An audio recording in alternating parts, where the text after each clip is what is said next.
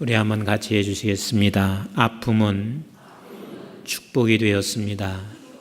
다시 한번 아픔은 축복이 되었습니다. 제가 한 4, 5년 전 누구에게도 말할 수 없는 그런 허리의 통증 때문에 고통이 있었습니다. 그래서 여기 잠시 앉아 있는 것도 이렇게 손을 이렇게 꼭 기대고 앉아 있어야 할 만큼 허리가 너무 불편해서 의자를 좀 바꾸면 괜찮을까 싶어서 의자도 바꿔보고 그러는데도 한 2, 30분을 못 앉아 있을 만큼 허리에 통증이, 그리고 엉치에 너무 아픈데 신경이 뭔가 눌리는 것 같은 막 그 아픔이 너무 고통스러웠습니다. 그래서 우리나라에서 그 분야에 유명하다는 의사에 가서 찍어보기도 하고 진단해봐도 특별한 방법이 없어요. 근데 제일 괴로운 게 언제가 괴로웠냐면 토요일 날 설교 준비할 때가 항상 괴로운 거예요. 그래서 책상에 앉아서 해야 되는데 설교 준비할 수가 없어요. 앉아 있을 수가 없기 때문에. 근데 그것이, 그 아픔이 나에게 너무 많은 축복이 됐습니다. 남의 이야기니까 그냥 아멘도 안 하시는데 이 아픔이 얼마나 축복이 됐는지 몰라요. 그래서 이제 토요일 날이 되면은 그냥 이 젊은 사람이 그냥 누워서 설교 준비한다고 생각해 보세요. 처음에는 이게 왜 이런 것이 나에게 고통이 오나 그랬는데, 사실 책상에서 준비하면은 이게 하나님과의 교통보다는 내가 막 짜내는 설교가 많이 나와요. 그런데 책상에 앉아 있는 게 아니라 그냥 본문을 딱 읽고 나서 누워 있을 수밖에 없으니까 누워서 하나님과 교제하고 하나님께 묻고 그 말씀 가지고 묵상하면서 이제 설교를 준비하면서 내가 하나님과 더 깊이 관계하고 하나님을 더 깊이 묵상할 수 있는 그런 은혜를 하나님이 허락해 주시더라고요. 자, 그런데 내가 은혜가 되면 나 혼자만 은혜가 되는 게 아니라 내가 받은 은혜 때문에 그런지 성도들에게도 반드시 은혜가 흘러가게 돼 있어요. 그러니까 내가 은혜가 되면 성도들도 은혜가 되고, 근데 그게 지금은 허리가 완벽하게 치료가 됐어요. 이 치료가 여러 가지 스트레칭을 막 사람들이 얘기를 해요. 이것도 막 하라 저것도 하라 그러는데 해봐도 안 돼요. 근데 그냥 저에게 맞는 스트레칭이 있더라고요. 그래서 그것을 꾸준히 했더니 하나님이 고쳐도 주셨지만 이 스트레칭을 하면서 허리가 얼마나 건강해졌는지 몰라요. 지금은 그냥 쌀 한 가마니라도 여기 지고 갈 것 같은 만큼 허리가 건강해졌어요.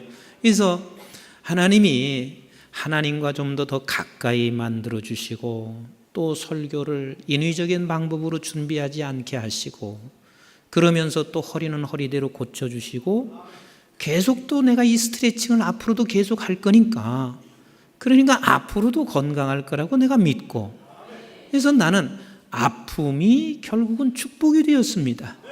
우리 한번 같이 합시다. 아픔이 축복이 되었습니다. 네. 제가 몇 년 전에 이제 그 선교지를 갔었는데 목사님하고 둘이 방을 같이 쓰게 됐었어요. 근데 워낙 그게 그 열악한 지역이니까 모기가 굉장히 많아요. 근데 저는 모기 한 방만 물리면 그냥 빨간해지고 가려워서 그날 저녁에 잠을 못 자요. 그러니까 누구보다도 모기 한 방을 물리면 그 아픔과 통증을 누구보다도 더 많이 느껴요. 그래서 제가 어디 열악한 지역을 가면은 모기를 바르는 약도 가져가고요. 암만 더워도 긴 팔 옷 다 입고 무장하고 자거든요. 그래서 나는 모기를 안 물리는데 목사님이 우리 모기 물리면 안 되니까 나는 이렇게 잔다고 그랬더니 목사님이 뭐라고 하냐면 당신은 모기가 잘 안 물린대. 그리고 물려도 자기는 끄떡 없대요. 그래서 그냥 알아서 그럼 당신 잘하고, 그리고 나는 약도 바르고, 그리고 이제 긴팔 입고, 그러고 이제 나는 잤단 말이에요. 이튿날 일어나 보니까 나는 한 방도 안 물리고 그 사람은 얼마나 모기를 많이 물렸는지 몰라. 그래서 내가 겁을 주었습니다. 여기는 한국 모기하고 다릅니다. 당신 큰일 났다고.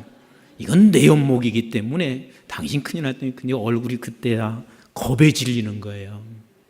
그러니까 집에서도 나는요, 집사람은 모기 물려도 나는 안 물려요. 그러니까 부엌에도 안 들어가는데 내가 꼭 저녁에 하는 게 있습니다. 뭐냐면 모기장은 반드시 내가 칩니다. 그래서 나는 모기를 안 물는데 집사람은 모기를 물리고 그래요. 어찌됐든 간 아픔이라는 게 결국은 나를 보호하게 되고, 이 아픔이 없으면 우리에게는요, 그 아픔이 없으면 반드시 문제를 발생하게 됩니다. 저는 가끔가다 그런 생각을 합니다. 정치인들이나 TV에서 나오는 그 수많은 범죄인들을 보면서요, 세상의 정치인들도 금방 드러날 일을 갖다가 그렇게 기자들 앞에서 뻔뻔할 수가 없어요. 절대 아니래. 절대 아니래. 그런데 절대 아니라고 하는데 조금 가다 보면 절대 기어. 어떻게 그렇게 뻔뻔한지 모르겠어요. 그리고 사람을 죽이고 나서도 뻔뻔하게 그 기자들 앞에 서 있는 모습을 쳐다보면서요, 내가 얼마나 감사하는지 몰라요. 우리는 그렇지 않잖아요. 조그마한 범죄를 저지르고 나면 내 마음이 아파서 그냥 늘 회개하게 되고 미안해하게 되고, 이게 저희들이잖아요. 그러니까 이 죄에 관해서도 아픔을 갖고 있다는 것이 그게 얼마나 큰 축복인지 몰라요. 인체에 있어서 여러분 생각해 보세요. 통증을 여러분들이 느끼지 못한다고 생각해 보세요. 지난주에 그 아프리카에 봤잖아요. 간질병이 딱 일어나고 나니까 잘 통증을 못 느끼는 거야. 그래서 간질병이 일어나서 그 불 앞에 손을 딱 대서 이 손이 다 그만 그렇게 뒤어버린 상태에 한 손이 그냥 문드러져 버린 거거든요. 통증을 못 느끼면 자기 보호를 전혀 못한단 말이에요. 그래서 하나님께서 우리에게 통증을 느끼게 한 것은 우리에게 복이에요. 축복이에요. 여러분, 병 중에서 가장 무서운 병을 무슨 병이라고 생각해요? 네? 무슨 병이라고 생각해요? 보통들 암이라고 생각해요. 그런데 여러분, 죄송한 이야기가 될 수 있을지는 모르겠어요. 그러나 암은요, 그 무서운 병이 아니에요. 어찌 보면 암을 걸린 사람들은 이렇게도 생각해 볼 수도 있어요. 그래, 6개월 정도밖에 나 못 산대. 그러면 6개월 정도 못 산다고 들었을 때 그때부터 어떻게 하겠어요? 6개월 동안 하나님 앞에 설 수밖에 없어요. 네, 6개월밖에 못 사니까 하나님 앞에 서 있어야지. 내가 6개월밖에 못 사는데, 남자가 마음의 병에 걸렸으면 6개월밖에 못 사는 사람이 그때부터 부인하고 맨날 부인한테 구박하고만 살겠어요? 그렇게 못하지요. 6개월밖에 못 사니까 부인한테 잘해줘야지. 내가 신앙생활 더 잘해야지. 내가 죽음에 대해서 시한을 알고 있다는 것이 그게 얼마나 또 가만히 생각해보면 복인지 몰라요. 또 암의 초기를 발견했어요. 초기를 발견했으면 그 사람은 그래, 이건 살 수는 있어요. 그러나 앞으로 내가 음식을 또 어떻게 조절해야지. 그러니까 결국은 아픔이 축복이에요. 하지만 무서운 병이 있습니다. 진짜 무서운 병이 있어요. 그게 무슨 병이냐면 문둥병이에요. 그래서 구약 성경에서도 수많은 병들이 있는데 저주를 받은 병이 무슨 병이라고 그래요? 문둥병이라고 말하고 있는 게 그거예요. 왜 문둥병이 그렇게 저주의 병이고 문둥병이 무서우냐면, 문둥병은 아프지 않다는 거예요. 이미 통각신경이 죽어버린 거예요. 그래서 아프지가 않아요. 그런데 아프지는 않은데 그러면서 또 죽지도 않아. 그리고 어떻게 되냐면 점점 문드러져 가고 있는 거예요.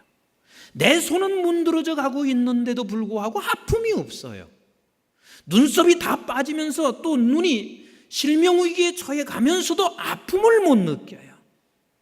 그래서 문둥병이 저주의 병이고 가장 무서운 병이라 그 말입니다.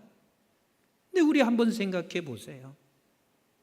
우리가 영적으로 있어서 문둥병에 걸려있는 수많은 사람들이 얼마나 많이 있을 수 있는지 몰라요. 뭐가? 하나님의 말씀을 들으면서도 우리는 어느 순간인가서부터 아픔을 못 느껴요. 아픔을 못 느껴요. 이게 얼마나 무서운 병이에요. 내가 교회 와서 예배를 드리고 있어요. 말씀을 듣고 있어요. 그러나 무감각한 상태로 예배 드리다가 말씀을 들어도 무감각하게 그냥 나는 아무런 느낌도 받지 못하고 그리고 그냥 집으로 돌아가요. 근데 이상한 게 있습니다. 여러분, 목사라는 직분이 구원시키나요? 말씀해 보세요. 아니거든요. 아니거든요. 그런데 내가 목사라는 직분을 가지고 있으면서 말씀에 대해서 무감각해진다고 생각해 보세요. 느낌이 아무것도 없습니다. 아픔이 없다 그 말입니다. 한번 보세요. 사도행전 2장 37절에 사도 베드로가 하나님의 말씀을 증거할 때 저들이 마음에 뭐 했어요? 마음이 찔려, 마음이 아팠다는 이야기거든요. 마음에 아파서 찔려, 그래서 회개하고 주님 앞으로 나가고 있단 말이에요. 그런데 우리는 그런 아픔이 어느 날부터 사라졌습니다. 여러분, 장로라는 직분이 구원받는 거 아니잖아요. 10년, 20년, 30년 신앙생활한 것이 그게 구원시키는 것은 아니란 말이에요. 우리가 중요한 것은 내가 영적으로 문둥병이 걸리지 않는 게 중요한 거예요. 그래서 우리는 하나님의 말씀을 볼 때마다, 하나님의 말씀을 들을 때마다, 내가 묵상할 때마다 찔림, 아픔이 있어야 되거든요. 아파하면서 내가 하나님 앞에 나갈 수 있어야 되고, 이 찔림 때문에 아버지 어찌하오리까? 나는 도대체 이 말씀대로 순종하지 못하고 있는 나 자신 어찌하오리까? 그러면서 주님 앞에 나갈 수 있어야 되거든요. 다윗이 훌륭한 점이 뭐예요? 그 사람이 왕이기 때문에 훌륭한가요? 그건 아니란 말이에요. 다윗이 훌륭한 점은 바로 하나님 앞에서, 말씀 앞에서 그는 찔림, 아픔을 경험하며 이 감각이 떨어지지 않았어요. 다시 말하면 영적인 문둥병에 걸리지 않고 살아갔다 그 말입니다. 당신이 죄진 부분에 대하여 선지자가 그것을 지적하고 시작하니 그는 거기서 엎드려 통회하며 가슴을 찢고 있습니다. 얼마나 아팠으면 그렇겠어요? 가슴을 찢으면서 침상이 다 젖도록 그가 하나님 앞에 눈물로 기도했다고 하는 것은 그가 얼마나 아팠으면 그러겠냐고요. 그래서 그분이 훌륭한 거예요. 그런 그분이기 때문에 하나님이 너무 사랑한 거예요. 왕이기 때문에 하나님이 사랑했겠어요? 오랜 동안 신앙생활했기 때문에 하나님이 사랑한 것이 아니라 그는 하나님의 말씀 앞에서 누구보다도 민감하게 아픔을 반응할 줄 아는 그런 사람이었다 그 말입니다. 마태복음 13장에 주님께서 이렇게 비유로 말씀하시고 계세요. 천국은 마치 이렇다. 돌짝밭에 뿌려진 씨앗, 길밭에 뿌려진 씨앗, 가시덤불에 뿌려진 씨앗, 옥토에 뿌려진 땅, 씨앗이 있다. 그런데 13장 15절에 하시는 말씀이 뭐라고 말씀하시고 있냐면 이리 말씀하시고 있습니다. 마음이 완악하고 둔하여, 마음이 완악하고 둔하여 하나님의 말씀에 대하여 둔감해졌습니다. 감각이 전혀 없어졌습니다. 어쩌면 우리 한국교회가 지금 이것이 가장 아픔이 아닐까? 그는 우리의 아픔을 다시 한번 생각해봐요. 무엇이 아픔이냐? 그래, 내가 하나님의 말씀을 통해서 내가 찔려짐으로 말미암아 아픔을 느낄 수도 있지만 오늘 이 시간에 이럴 수도 있습니다. 내가 어느 날인가부터 무감각해져 있는 나를 오늘 말씀을 들음으로 말미암아 하나님의 말씀을 들으면서도 무감각하고 찔림이 없는 그 자체를 아파할 줄 안다면, 그것을 오늘 내가 아픔으로 여길 수 있다면 그 사람은 오늘이야말로 굉장히 축복의 시간입니다. 한번 성경 한번 보실래요? 로마서 1장 21절로 같이 한번 읽어봅니다. 시작. 하나님을 알되 하나님을 영화롭게도 아니하며 감사하지도 아니하고 오히려 그 생각이 허망하여지며 미련한 마음이 어두워졌나니 스스로 지혜 있다 하나 어리석게 되어 썩어지지 아니하는 하나님의 영광을 썩어질 사람과 새와 짐승과 기어다니는 동물 모양의 우상으로 바꾸었느니라. 그러므로 하나님께서 그들을 마음의 정욕대로 더러움에 내버려 두사 그들의 몸을 서로 욕되게 하게 하셨으니. 자, 보세요. 하나님을 알되 하나님을 영화롭게 하지 못하고, 결국은 우리가 하나님을 영화롭게 하지 못하고 그냥 정욕대로 우리가 맡겨두면서 결국은 더러운 곳에 맡겨두는 그 이유가 뭐냐면, 어느 날부터 어느 순간부터 우리는 이 아픔을 느끼지 못하고 있습니다. 내가 지금 이렇게 무감각한 문둥병자가 됐는데도 불구하고 나는 그것을 느끼지도 못하고 아파하지도 못하고 있습니다. 그냥 주일날이면 습관적으로 와서 여기서 예배드리고 가고 있습니다. 그냥 가끔 가다가 습관적으로 우리는 기도하고 그냥 가고 있습니다. 그러나 하나님께서는 우리가 말씀 앞에 날마다 찔려지기를 원하시고 계시단 말이에요.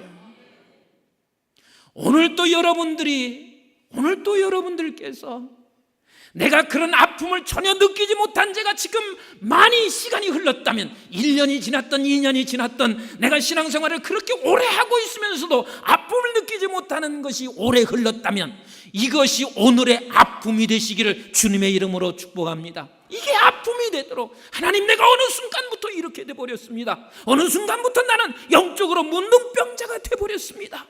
그런데 오늘 말씀을 통해서 내가 그 아픔을 경험합니다. 그래서 내가 이제는 하나님 앞에 나가서 아버지여, 내가 말씀 앞에 날마다 하나님의 아픔을 경험하게 하여 주시옵소서. 내가 말씀을 묵상할 때마다 아픔을 경험하게 하여 주시옵소서. 그래서 하나님께서 우리에게 율법을 주셨는데도 불구하고, 그 주신 율법을 통해서 아픔을 경험하게 하셨음에도 불구하고 인간들은 이 모양이 되어버렸습니다. 로마서 2장 23절로 24절을 같이 읽어볼까요? 시작. 율법을 자랑하는 내가 율법을 범함으로 하나님을 욕되게 하느냐? 기록된 바와 같이 하나님의 이름이 너희 때문에 이방인 중에서 모독을 받는도다. 하나님이 말씀을 통하여 모든 사람이 아픔을 경험하기를 원했건만 그 율법은 자랑할 줄은 알아요. 행한 것도 자랑할 줄 알아요. 그래서 다른 사람을 정죄하고 그렇게 살아가고 있어요. 그러나 너가 하는 것으로 인하여 이방인들로부터 모독을 당하고 있느니라. 어쩌면 지금 우리 한국 교회가 세상을 걱정해야 할 오늘 현실에 세상이 교회를 걱정하고 있습니다. 뭐 때문에 그렇습니까? 어느 순간부터 우리는 무감각해졌습니다. 감각이 없어졌습니다.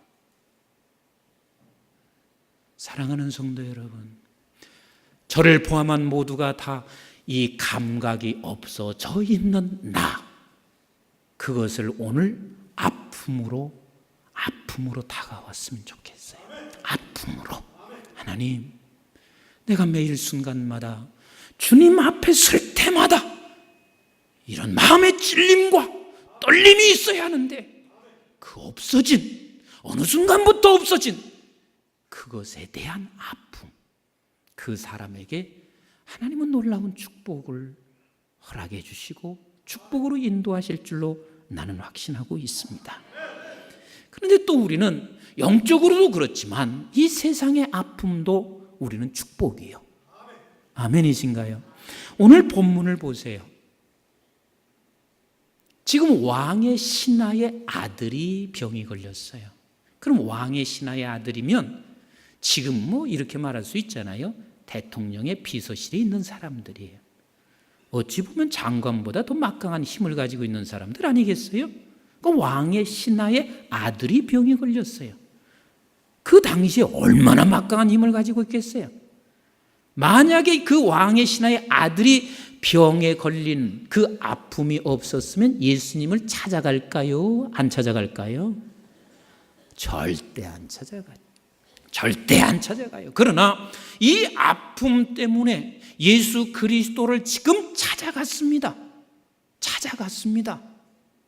그래서 찾아가서 예수님께 말씀을 드렸습니다.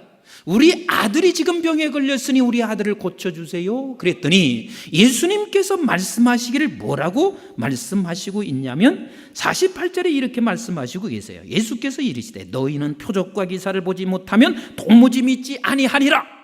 이게 무슨 말이냐면 이런 의미로도 우리는 해석할 수 있습니다. 너희가 아픔을 갖지 아니하면 결단코 주님을 찾지 않는단 말이에요. 우리가 가만히 보세요. 내가 주님을 찾아왔을 때 우리가 우연히 찾아온 것 같지만 아니에요. 아니, 친구 따라 왔어도 반드시 주님을 만나고 주님을 직접 내가 부르짖어 찾을 때는 언제냐면 아픔을 경험할 때야 비로소 우리가 주님을 찾고, 그리고 주님의 음성을 우리가 그때야 비로소 듣습니다. 이 왕의 신하도 마찬가지요. 아픔이 결국은 누구에게 찾아가게 했다? 주님께 찾아갈 수 있도록 그걸 만들어 주었습니다. 아픔이 그렇게 했습니다. 아픔이요. 그랬더니 주님께서 그 신하에게 뭐라고 말하고 있냐면 50절 말씀을 같이 읽어볼까요? 시작. 예수께서 이르시되 가라, 내 아들이 살아있다 하시니 그 사람이 예수께서 하신 말씀을 믿고 가더니 그랬습니다. 주님이 하시는 말씀이 가라, 내 아들이 살았다. 가라, 내 아들이 살았다. 그랬더니 이 신하가 뭐 했대요? 믿고 갔대요. 그런데 석연치 않은 부분이 있습니다. 믿고 갔는데 석연치 않은 부분이 있어요. 자, 믿고 가더니 하고 우리 51절을 같이 읽어봐요. 시작. 내려가는 길에서 그 종들이 오다가 만나서 아이가 살아있다 하거늘. 자, 내려가다가 아이가 살아있다 하거늘. 그런데 이 내려가다가 하는 것이 얼마의 시간이 걸렸는지 52절을 같이 읽어보세요. 시작. 그 낫기 시작한 때를 물은 즉 어제 7시에 열기가 떨어졌나이다 하는지라. 어제 7시에 떨어졌다. 그런데 그 어제 7시에 그 열기가 떨어졌는데 그때를 계산해 보았더니 그게 언제였더라? 주님이 가라 했을 때더라. 그러면 가만히 계산을 해보셔야 돼요. 어제 7시면은 우리의 시간으로는 어제 오후 1시란 말이에요. 오후 1시에 주님이 왕의 신하에게 가라, 내 아들이 살아났다 해서 갔으면, 그러면 이 사람이 지금 곧바로 갔어야 되는데 도대체 하루를 뭐 했는지 몰라. 그러면 가나에서 가버나움까지, 예수님은 지금 가나에 계시고 이 아들 아픈 사람은 어디에 있어요? 가버나움에 있어요. 그럼 가나에서 가버나움까지는 우리 어른들이 걸으면 2시간이면 걷고, 그냥 보통 일반 사람들이 쉬엄쉬엄 걸으면 4시간 걸리는 거리예요. 그럼 오후 1시에 주님이 가라, 내 아들이 살았다 그랬으면 제일 이 사람의 관심이 뭐예요? 아들이거든요. 아들이 살아났다. 그래서 제일 먼저 확인하고 싶은 게 아들이었을 거란 말이에요. 그러면 오후 1시에 갔으면 천천히 걸었어도 몇 시면 도착해야 돼요? 응? 그날 5시면 도착해야 되잖아요. 그런데 도대체 중간에 뭐 했냔 말이에요. 중간에 뭐 했기에 이 사람이 어제 지금 한 것을 지금 하루를 지나서야 비로소 아들에게 도착했냔 말이에요. 여기서 우리가 깊이 생각할 게 있습니다. 우리는 하나님 앞에 나왔습니다. 하나님 앞에 나온 사람들이 어느 순간이지는 주님이 우리에게 말씀하셨습니다. 가라! 따라서 합시다. 가라! 내 아들이 살았다. 그래서 우리는 가고 있는데, 그래서 내가 주님을 믿고 가고 있다가 결국은 우리는 중간에 자꾸만 이 믿음이 흔들려지기 시작합니다. 중간에서 엉뚱한 것을 지금 하고 있다 그 말입니다. 중간에서 곧장 가지 아니하고 무언가에 지금 믿음이 흔들려서 우리는 지금 방황하고 있단 말이에요.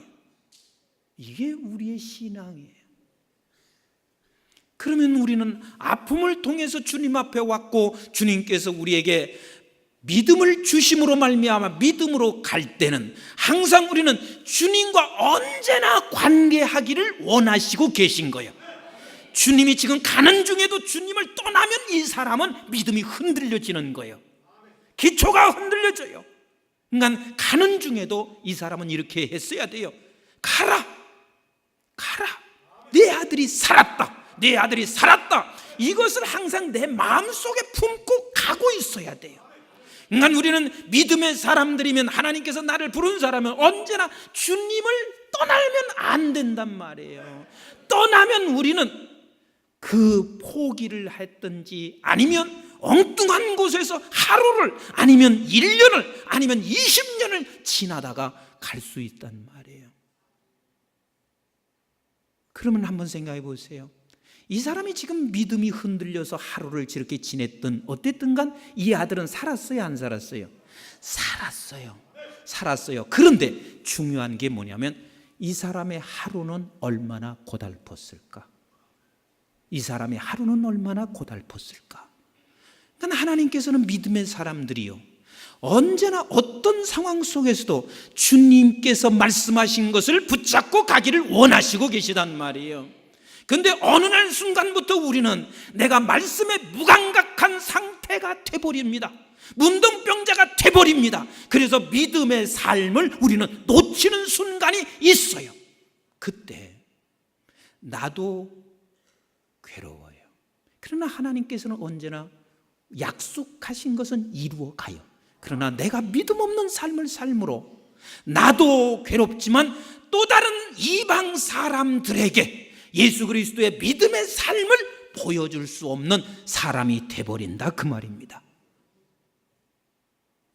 사랑하는 성도 여러분, 우리에게 어떤 아픔이 있다 할지라도 우리는 그 아픔을 통해서 주님 앞에 나오게 하셨고, 그리고 언젠가는 하나님께서 그 일을 이루어 가시는 그 동안 우리는 그 말씀을 붙잡고 갈 때 우리에게 약속하신 축복은 반드시 오게 되어 있습니다. 우리 한번 53절을 같이 읽어봅니다. 시작. 그의 아버지가 예수께서 내 아들이 살아있다 말씀하신 그때인 줄 알고 자기와 그 온 집안이 다 믿으니라 그랬습니다. 온 집안이 다, 나만 믿어지는 것이 아니라 온 집안이 다 믿어지는 축복이 있었습니다. 이 아픔이 벌써 주님께서 개입하셨고, 개입하신 아픔이 결국은 내가 주님 앞에 나가게 됐고, 나간 후에 그는 흔들림이 좀 있을 수 있을지는 모르지만 그러나 그 아픔으로 인하여 이도 예수를 만났고 그 가족 모든 식구들이 다 예수를 믿게 되는 엄청난 축복이 그에게 따라왔습니다. 이제 내일 모레부터 추석입니다. 우리가 한 가지 예를 들어서 이렇게 생각할 수가 있습니다. 제가 나이 들은 노처녀들이 주로 그런 얘기를 해요. 자기는 명절 때가 제일 괴롭대. 그래서 왜 괴롭냐 그랬더니 나도 내가 원하는 사람 만나서 시집가고 싶대. 근데 모이기만 하면 식구들이 다 한 번씩 돌아가면서 얘기한대요. 너 시집 가라. 너 시집 가라. 근데 그 소리가 그렇게 듣기 싫대요. 누가 설문조사를 했어요. 그랬더니 그 소리가 진짜 제일 듣기 싫대. 소은아 그러냐?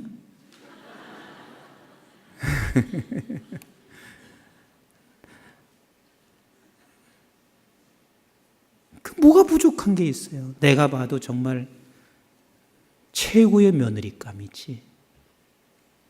나도 지금 못 만나서 못 가는데 집에서 식구들이 다 그런단 말이에요.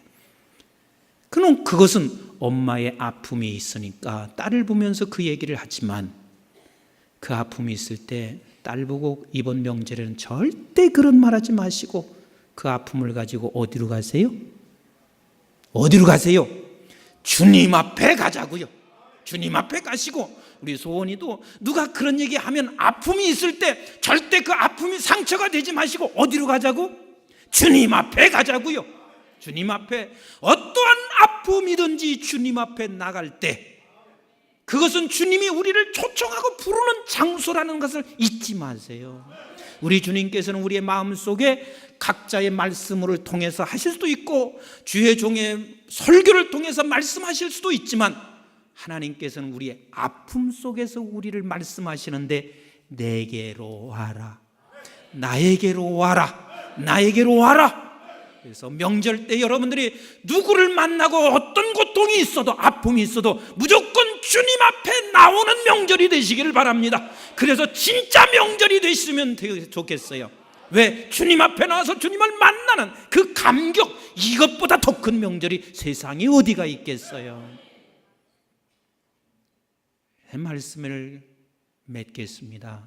사랑하는 성도 여러분, 우리는 그 무엇보다도 우리가 하나님의 말씀 앞에 날마다 찔림이 있는, 뭔가 터치가 있는 그 감각이 무너진 것에 대한 아픔을 좀 가지시고, 이제부터는 내가 감각이 사라졌으면 좀 주일날 좀 일찍 오셔서 이렇게 기도할 수 있잖아요. 하나님, 내가 어느 날인가부터 예배가 무감각해졌습니다.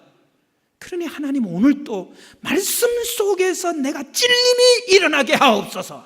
뭔가 내 안에서 반응이 일어나게 하옵소서. 그러면서 조금 일찍 와서 기도할 수 있단 말이에요.